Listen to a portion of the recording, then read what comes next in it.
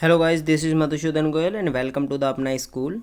आज हम लेकर आए हैं सन 2023 हिंदी का, जो कि आज पेपर था 16 फरवरी को सन 2023 को। तो जिसमें हम देखने वाले हैं आज क्या क्या इसमें क्वेश्चंस आए और क्या क्या उनके सही आंसर हैं, जिससे कि आप देख सकते हैं कि आप कितने अच्छे क्वेश्चन करके आए हैं और आप अपने आंसर्स मैच तक कर सकते हैं।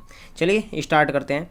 तो बेटा इसके अंदर जो पहला क्वेश्चन था आपका, झूठा सच किस विधा की रचना है। तो जैसा कि हमें पता है, झूठा सच जो है वो किसके द्वारा रचित है, यशपाल जी के द्वारा रचित आपकी रचना है। और ये था यशपाल जी के द्वारा रचित उपन्यास। क्या था आपका, यशपाल जी के द्वारा रचित उपन्यास। तो आपका इसका ऑप्शन नंबर सी हो जाता है कि झूठा सच किस विधा की रचना है, तो झूठा सच है उपन्यास। ठीक है, चलिए नेक्स्ट क्वेश्चन है, अनंत आकाश के रचनाकार हैं। अनंत आकाश जो है ये रचना जो है ये किसने करी है, डॉक्टर धर्मवीर भारती ने करी है, जयप्रकाश भारती ने करा है, जयशंकर प्रसाद ने करा है, या यशपाल जी ने करी है। तो बेटा अनंत प्रकाश, ये अनंत आकाश है, इसके जो रचनाकार हैं बेटा वो हैं Jayprakash Bharti. Option number B सही है इसका, जयप्रकाश भारती। जो अनंत आकाश हैं इसके रचनाकार हैं जयप्रकाश भारती। चलिए नेक्स्ट क्वेश्चन आपसे पूछा गया है कि निम्नलिखित में से है ना कौन सा कथन सही है। आपके जो यहाँ पे जो दे रखे हैं तीन जो आपके कथन है वो चार गलत हैं और इसमें से कोई सा एक सही है। तो इनमें से कौन सा सही है, तो बेटा पहला दे रखा है आपका गुनाहों का देवता। निम्न में से कौन सा कथन सही है, तो गुनाहों का देवता के रचनाकार मुंशी प्रेमचंद है। नहीं जी, जो गुनाहों के देवता हैं बेटा इसके जो रचनाकार हैं वो कौन है, आपके गुनाहों के देवता के रचनाकार हैं धर्मवीर भारती। कौन है, धर्मवीर भारती। ठीक है, तो ये वाला गलत है, पहला वाला क्वेश्चन नंबर। अगर मैं इसमें ऑप्शन नंबर 2 देखता हूँ, ऑप्शन नंबर 2 दे रखा है भारतेंदु हरिश्चंद्र आलोचना साहित्य के जनक माने जाते हैं, है ना, भारतेंदु हरिश्चंद्र आलोचना साहित्य के जनक माने जाते हैं। तो बेटा ये वाला भी गलत दे रखा है। आपसे पूछा गया है आपसे कि गेहूँ और गुलाब निबंध के लेखक रामवृक्ष बेनीपुरी हैं। तो बेटा गेहूँ और गुलाब ये जो है बेटा रामवृक्ष बेनीपुरी की नहीं है ना। ये वाली जो आपकी रचना है ये वाली रामवृक्ष बेनीपुरी है। और डी जो दे रखा है वो दे रखा है ईर्ष्या तू ना गई मेरे मन से, निबंध के लेखक जयप्रकाश भारती हैं। तो बेटा इसके अंदर जो ईर्ष्या ना तू गई मेरे मन से, इसके जो लेखक हैं वो जयप्रकाश भारती नहीं है।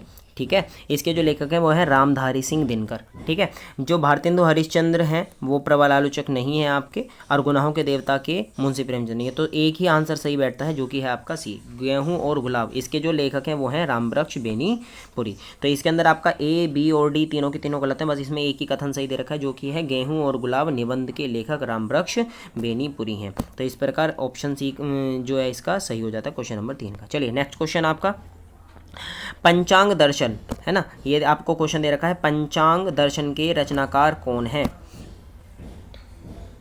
लल्लूलाल, सदलमिश्र या इंसाल्ला खां। तो पंचांग दर्शन के रचनाकार कौन है, तो बेटा इसका ऑप्शन नंबर है आपका पहला मथुरा नाथ शुक्ल। तो पंचांग दर्शन के लेखक कौन है बेटा, मथुरा नाथ शुक्ल। चलिए नेक्स्ट क्वेश्चन है सारंगधर रचनाकार हैं। तो बेटा सारंगधर रचनाकार हैं, किस रचना के रचनाकार हैं वो आपसे पूछा गया है। परमाल रासो के हैं, हमीर रासो के हैं, खुमाल रासो के हैं, या फिर विशल देव रासो के हैं। तो आपको पता है ये जो सारंगधर हैं ये किसके रचनाकार थे बेटा, ये थे हमीर रासो के। किसके थे, हमीर रासो। तो क्वेश्चन नंबर 5 का कौन सा ऑप्शन है, बी सही है। अगला क्वेश्चन है आपका, छायावाद युग की प्रमुख प्रवृत्तियां कौन सी हैं। तो बेटा छायावाद युग में किन चीज़ों के ऊपर मेन गौर किया गया था, ठीक है ना, तो उसके बारे में पूछा जा रहा है कि कुंठा और निराशा के स्वर के बारे में, ऑप्शन ए, या श्रृंगार और प्रेम वेदना, ऑप्शन नंबर बी, या फिर जो है आपका नारी के प्रति परिवर्तित दृष्टिकोण या रीति ग्रंथों का निर्माण। तो बेटा इसके अंदर पूछा गया है कि प्रमुख विशेषता या प्रमुख प्रवृत्ति कौन सी है। तो बेटा इसका ऑप्शन नंबर है सी सही, नारी के प्रति परिवर्तित दृष्टिकोण के बारे में। ठीक है, और क्वेश्चन नंबर 7 आता है, ये पूछा है निम्नलिखित में से शुक्लोत्तर युग के लेखक कौन है। निम्नलिखित में से शुक्लोत्तर युग के लेखक कौन है। ठीक है, तो पहला ऑप्शन क्या है आपका, पहला ऑप्शन दे रखा है इसके अंदर कि किशोरी लाल पहला है इसके अंदर वासुदेव शरण अग्रवाल, दूसरा है आपका इसके अंदर प्रताप नारायण मिश्र, तीसरा है किशोरी लाल गोस्वामी, या चौथा है श्याम सुंदर दास। तो हमको बताना है शुक्लोत्तर युग के लेखक कौन है। श्याम सुंदर दास जी के बारे में, तो श्याम सुंदर दास किस युग के लेखक हैं? तो बेटा श्याम सुंदर दास थे द्विवेदी युग के लेखक। किस चीज़ के आपके? द्विवेदी युग के लेखक। गोशौरीलाल गोस्वामी किस चीज़ के लेखक हैं आपके? ये भी बेटा द्विवेदी युग के लेखक हैं, ठीक है ना। प्रताप नारायण मिश्र के बारे में अगर हम बात करें तो ये हैं आपके भारतेंदु युग के लेखक। और बात करते हैं अगर हम वासुदेव शरण अग्रवाल के बारे में, तो वासुदेव शरण अग्रवाल हैं आधुनिक युग, या फिर हम बोल सकते हैं इसको शुक्लोत्तर युग। तो बेटा इसका ऑप्शन नंबर क्या आ जाता है आपका? ए सही आ जाता है। चलिए नेक्स्ट क्वेश्चन कह रहा है साकेत किस युग की रचना है? साकेत किस युग की रचना है? पहला है आपका इसमें ऑप्शन जो दे रखा है भारतेंदु युग, द्विवेदी युग, या प्रगतिवादी युग, या छायावादी युग। तो सबसे पहले आपको ये पता होना चाहिए कि आपका जो मैथिली शरण गुप्त के द्वारा जो रचित है साकेत जो है वो किसके द्वारा रचित है? आपका मैथिली शरण गुप्त के, ठीक है ना। तो मैथिली शरण गुप्त जो हैं आपके साकेत के लेखक हैं। और अगर हम बात करें मैथिली शरण गुप्त जो हैं आपके ये कौन से युग के लेखक हैं? तो बेटा ये थे आपके द्विवेदी युग के लेखक। किस चीज़ के हैं आपके? द्विवेदी युग के लेखक। तो इस तरह से अगर मैं इसके बारे में बात करूं तो ऑप्शन नंबर इसका क्या सही हो जाता है? बी। चलिए नेक्स्ट क्वेश्चन, भारत दुर्दशा किस विधा की रचना है? तो ये भारत दुर्दशा जो है ये आपका जीवनी है, या ये आपकी आत्मकथा है, या आपकी रेखा चित्र है, या एकांकी है? तो भारत दुर्दशा, तो सबसे पहले तो हम बात कर लेते हैं भारत दुर्दशा है किसने लिख रखी। तो बेटा ये जो भारत दुर्दशा है ये आपकी भारतेंदु हरिश्चंद्र जी के द्वारा, ठीक है ना। तो भारतेंदु हरिश्चंद्र जी ने ये लिखी थी, और ये भारतेंदु हरिश्चंद्र जी द्वारा लिखा हुआ एक प्यारा सा नाटक है जिसे हम एकांकी कह सकते हैं। क्या कह सकते हैं? एकांकी, ठीक है। तो इसका क्वेश्चन नंबर 9 का कौन सा ऑप्शन सही हो जाता है? डी। चलिए नेक्स्ट क्वेश्चन, बिहारी किस युग के लेखक हैं? तो बिहारी किस युग के लेखक हैं बेटा? आपके आधुनिक काल के हैं, भक्ति काल के हैं, रीति काल के हैं, या आदि काल के हैं? तो आपने ये अलग अलग काल पढ़े हैं, तो बेटा बिहारी जो है आपके वो रीति काल के हैं, ठीक है। तो क्वेश्चन नंबर जो 10 है उसका ऑप्शन नंबर हो जाता है बेटा बी सही। चलिए नेक्स्ट क्वेश्चन आपका, यहाँ पे अब ऑप्शन खंड एक तरीके से बात करूँ तो इसमें व्याकरण के चालू हो जाते हैं। नेक्स्ट क्वेश्चन जो है आपके नेक्स्ट 10 क्वेश्चन है वो व्याकरण से संबंधित आने वाले हैं, ठीक है। तो पहला क्वेश्चन है 11वां, मतलब कि इसमें नाना वाहन नाना भेषा बिहसे शिव समाज निज देखा, कौ मुख हीन विपुल मुख काहू, विनु पद कर कौ बहु बाहू। तो बेटा उपयुक्त पंक्ति में कौन सा रस है? तो रस पूछा गया है। तो बेटा हमारे जो 10th क्लास में था वो या तो वीर रस था या फिर हास्य रस था, तो कहीं ना कहीं करुण और शांत तो होगा ही नहीं। तो हम इन दोनों में से अगर हम बात करते हैं कि इसमें वीर रस है या हास्य रस है, तो बेटा नाना वाहन नाना भेषा, अलग अलग तरीके के वाहन और अलग अलग तरीके की वेशभूषा को देखकर जो हमारे मन में जो भाव उत्पन्न होगा वो होगा हास का। तो इसका मतलब यहाँ पे जो इसमें जो आपका सही ऑप्शन है वो है ऑप्शन नंबर डी। तो कौन सा रस है यहाँ पे? हास्य रस। बहुत बढ़िया। नेक्स्ट क्वेश्चन पे बढ़ जाते हैं अपन। यहीं कहीं पर बिखर गई वह भग्न विजय माला सी।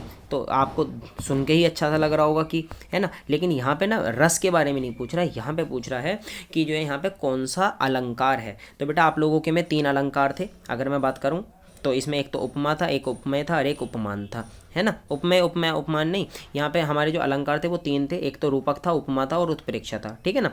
तो अगर मैं यहाँ पे बात करूँ कि यहाँ पे हमको एक चीज़ नज़र आ रही है सी, ठीक है ना, सादृश्य चिन्ह। तो जहाँ पे भी ये सादृश्य चिन्ह होते हैं ना बेटा वहाँ पे पक्का याद रख लेना, वहाँ पे कौन सा वाला होता है आपका उपमा अलंकार या उपमान, है ना, या उत्प्रेक्षा या रूपक। तो मैं कहूँगा वहाँ पे होता है आपका उपमा अलंकार। कौन सा होता है आपका? उपमा अलंकार। तो क्वेश्चन नंबर जो आपका 12 है, 12 में कौन सा ऑप्शन नंबर है आपका? सही है ए। नेक्स्ट अगर मैं बात करता हूँ रोला किस प्रकार का छंद है, तो बेटा ये पूछ रहा है कि रोला किस प्रकार का छंद है। ये विषम मात्रिक होता है, अर्ध सममात्रिक होता है, सममात्रिक छंद होता है, या इनमें से कोई नहीं होता है। तो अगर बेटा मैं बात करता हूँ अगर मैं दोहे के बारे में बात कर रहा होता है या सोरठे के बारे में, तो बेटा वो होता है आपका अर्ध सममात्रिक छंद। लेकिन अगर मैं बात करूँ रोले के बारे में तो बेटा रोला होता है आपका एक सममात्रिक छंद। इसमें जो प्रत्येक चरण में जो मात्राओं की संख्या होती है वो समान होती है, ठीक है।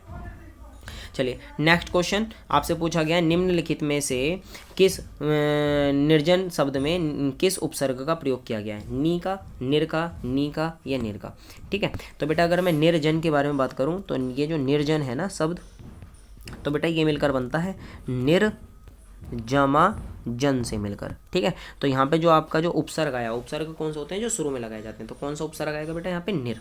तो ऑप्शन नंबर कौन सा सही आ जाता है इस तरह से? तो आप देखेंगे तो ऑप्शन नंबर हमारा डी सही है, ठीक है। चलिए नेक्स्ट क्वेश्चन की तरफ बढ़ते हैं। धनुष का पर्यायवाची शब्द है। देखो पर्यायवाची के बारे में आपसे आया है और धनुष के बारे में पूछ रहा कि धनुष को हम क्या क्या कह सकते हैं। तो धनुष को अश्मी बोलते हैं, कौदंड बोलते हैं, कुलिश बोलते हैं, या पवि बोलते हैं। तो बेटा इसमें जो धनुष को जो बोलते हैं ना, याद रखना कौदंड बोलते हैं, ठीक है ना।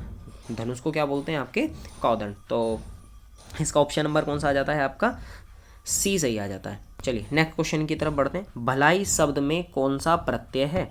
जो भलाई है, प्रत्यय आपको पता है ना, प्रत्यय जो बाद में लगाए जाते हैं। तो अगर मैं बात करने लग जाऊँ भलाई में, तो बेटा आप क्या बोलोगे? आप भला जमा ई, तो भलाई। तो बेटा इसके अंदर कौन सा आ जाएगा आपका? हाँ, इसमें आ जाएगा ऑप्शन नंबर ए सही। चलिए नेक्स्ट क्वेश्चन, षड दर्शन। षड दर्शन, तो षड दर्शन में कौन सा आपसे पूछा गया है, कौन सा समास है? हमारे को पता है 6 प्रकार के समास होते हैं, और आप लोगों के में जो 10th क्लास में था वो 2 ही प्रकार के समास थे, एक तो द्वंद्व था और एक द्विगु था। इस साल जो था सन 2023 के अंदर वो 2 समास थे, एक तो द्विगु और एक द्वंद्व, है ना। मैंने आपको पीछे अपनी वीडियोस में बताया भी है कि आपका द्वंद्व समास कहाँ होता है और द्विगु समास कहाँ पे होता है। तो बेटा यहाँ पे अगर मैं बात करूँ, अगर कहीं पे जो है क्या नाम है, जैसे आता है माता पिता, जैसे क्या आता है आपका माता पिता, ठीक है ना। तो जहाँ पे ये बीच में ये डैश लगा हुआ मिलता है, तो बेटा वहाँ पे होता है आपका द्वंद्व समास। लेकिन जहाँ पे प्रथम शब्द जो है ना बेटा, क्या होता है आपका? एक अक्षर वाला होता है। जैसे ये षड, षड का मतलब होता है अच्छा, है ना। तो षड दर्शन, तो बेटा ये जो दर्शन है ना, षड दर्शन जो है ना, 6 दर्शनों का समूह कह दीजिए। तो यहाँ पे होगा बेटा द्विगु समास। कौन सा होगा? द्विगु समास। जब भी संख्या आ जाए, जैसे पंचवटी आ जाए, चौराहा आ जाए, तिपाई आ जाए, चारपाई आ जाए, तो इसमें आते हैं कौन से समास? द्विगु समास। चलिए नेक्स्ट क्वेश्चन, मति भी, है ना। मति भी बहुत बढ़िया क्वेश्चन आया ये वाला, है ना। मति भी में पूछ रहा है कि कौन सी विभक्ति और कौन सा वचन है। तो बेटा अगर हम बात करें मति भी के बारे में, तो अगर आप तृतीय विभक्ति, है ना, आपसे पूछा है पंचमी विभक्ति या एक वचन है, तृतीय विभक्ति या बहुवचन है, षष्ठी विभक्ति या द्विवचन है, द्वितीय विभक्ति और बहुवचन है। तो अगर हम बात करते हैं मति भी के अंदर, तो बेटा मति भी के अंदर कौन सा आएगा इसके अंदर? तो हमें पता है मति भी जो आएगा बेटा तृतीया में आएगा। किस में आएगा आपका? तृतीय विभक्ति, और वो भी किस में आएगा? बहुवचन के अंदर, ठीक है ना। तो तृतीय विभक्ति बहुवचन, कौन सा ऑप्शन है? ऑप्शन नंबर सी सही है इसके अंदर। नेक्स्ट, हरियत्र जो है बेटा आपका, हरियत्र जो है शब्द का संधि विच्छेद क्या होगा? हरियत्र, हरिअत्र, तो खुद ही सोच लीजिए बेटा। हरियत्र जो बनने वाला होगा, पेन ले लेते हैं सबसे पहले। अरे यार, मैं बात करता हूँ तो हरियत्र के अंदर क्या आने वाला है? तो हरियत्र के अंदर बेटा जो हरियत्र है आपका, वो हरियत्र किससे मिलकर बनने वाला है? आपका हरि जमा अत्र, ठीक है ना। तो बेटा यहाँ पे अण यण संधि होती है, ई जमा आ मिलकर य का निर्माण कर रहे होते हैं। तो बेटा यहाँ पे ऑप्शन नंबर कौन सा सही हो जाएगा? यहाँ पे आप लोगों का ऑप्शन नंबर हो जाएगा बेटा, नहीं ये गलत है, डी गलत है, आपका कौन सा ऑप्शन नंबर आएगा? सी सही है, ठीक है। और अगर हम बात करते हैं लास्ट क्वेश्चन जो है आपका 20th क्वेश्चन, पठिष्यत धातु का पुरुष एवं वचन है। तो बेटा पठिष्यत का पुरुष एवं वचन कौन सा आएगा? तो ये लिरिट लकार का है, भविष्यत काल आपको पता है, इष्यतः इष्यतः इष्यन्ति वो उसमें ही चलता है, इष्यति ही इष्यतः इष्यन्ति, इष्यसि इष्यतः इष्यत। तो बेटा इष्यतः, अगर इसके पीछे विसर्ग होते तो मध्यम पुरुष द्विवचन होता, लेकिन विसर्ग नहीं है, तो इसका मतलब कि यहाँ पे कहीं ना कहीं क्या आने वाला है आपका इसके अंदर? नहीं, मध्यम पुरुष बहुवचन। तो ऑप्शन नंबर कौन सा सही है बेटा इसका?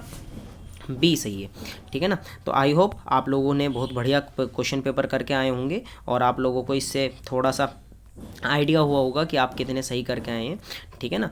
तो इसी तरह से और आगे सभी पेपर्स के सबसे पहले सॉल्यूशंस पाने के लिए आप हमारे साथ जुड़ सकते हैं। हमारे चैनल आपका अपना स्कूल, है ना, जो यूट्यूब चैनल है, ठीक है। तो आप इसके साथ आप अपना इसको चैनल को सब्सक्राइब कीजिए, और अगर आपको आज की ये वीडियो अच्छी लगी हो तो आप इसको लाइक ज़रूर कीजिएगा और बेल नोटिफिकेशन को ऑन कर लीजिएगा, है ना। आज का ये सेशन देखने के लिए बहुत बहुत धन्यवाद। मिलते हैं अगली वीडियो के साथ, नेक्स्ट पेपर के साथ, और नेक्स्ट पेपर के लिए आप सभी को बेस्ट ऑफ लक। आप बहुत अच्छा करके हैं, ये मेरी आप सभी से आशा है। धन्यवाद।